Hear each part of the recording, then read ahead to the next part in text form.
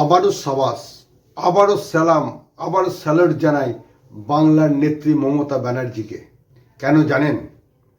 আজ ইডি আচমকা হানা দেয় তৃণমূল কংগ্রেসের পরামর্শদাতা সংস্থা আইপ্যাকের সেক্টর 5 অফিসে হানা দেয়। কি উদ্দেশ্যে হানা দেয়, কেন হানা দেয় সেটা বড় কথা নয়। বড় কথা ওইটাই, কদিন আগে ভারতের স্বরাষ্ট্রমন্ত্রী এসেছিলেন বাংলাতে।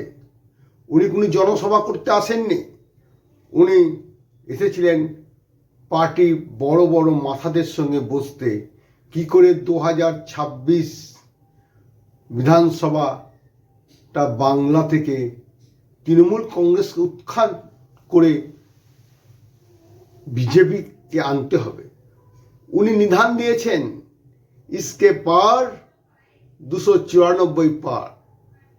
গত 2021 উনি বলেছিলেন ইসকে পার 200 পার, সে 200 পার হয়নি, তাই 4টে কমিয়ে বলেছেন 94, 194।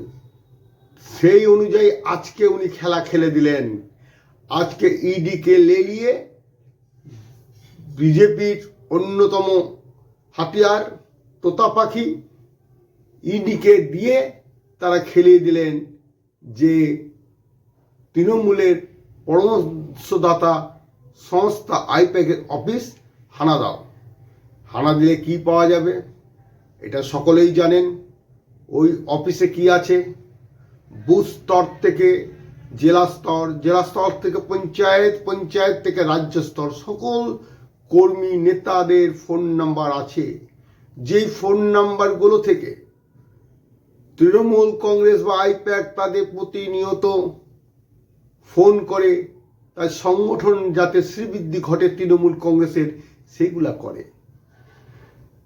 ইডি সেই ফাইলটা নিবে, নিয়ে কি করবে, কলমে বিজেপির নেতৃত্বে হাতে তুলে দেবেন, এবং বিজেপি নেতারা যখন সেগুলি পাবে তখন ইডি সিবিআইকে দিয়ে বিভিন্ন হেনস্থা করবে সেই সব নেতা কর্মীদের, যাতে 2026 তারা যেন প্রচারে না আসে, ভোট যেন না করতে পারে।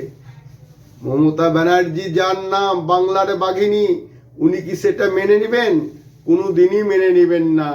তাই উনি তড়িঘড়ি গিয়ে ওর যে ফাইলটা দরকার মমতা ব্যানার্জির, সেই ফাইলটা নিয়ে এসেছে। খেলা শুরু হয়ে গেল। মমতা ব্যানার্জিও খেলতে জানে। আজকে কেন্দ্র রাজ্যের যে সংঘাত আজ থেকে শুরু হলো, জেনে রাখেন আপনারা ইডি পাঠাবেন, মমতা ব্যানার্জিও চুপ থাকবে না।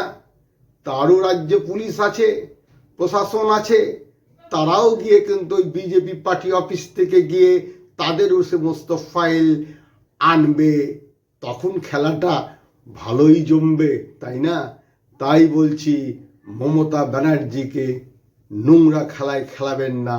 উনি খেলতে জানেন।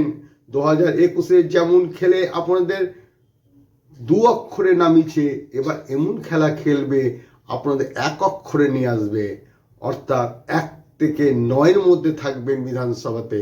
তাই আবারও সাবধান করে দিলাম, ইডি সিবিআইকে নিয়ে আর খেলেন না। ভোট আসছে, ভোট যাবে, মানুষের মধ্যে ভীত সঞ্চার করবেন না। আগেতে এসআর নাম করে কাউকে ছাড়েননি। নোবেলজয়ী আমাদের বরেণ্য ব্যক্তি অমর্ত্য সেনকেও আপনার ছাড়েননি।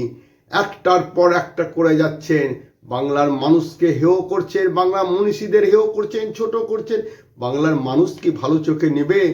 যতই করুন, বাংলাতে কোনোদিনই রাজত্ব করতে পারবেন না। তাই অমিত শাহ যতবার আসবে এই কুকীর্তিগুলি করবে, মমতা ব্যানার্জি একাই 100 রুখে দেবে। মুর্শিদাবাদ থেকে জেলা বার্তার report, Manik Bhattacharya. All of our party hard disk,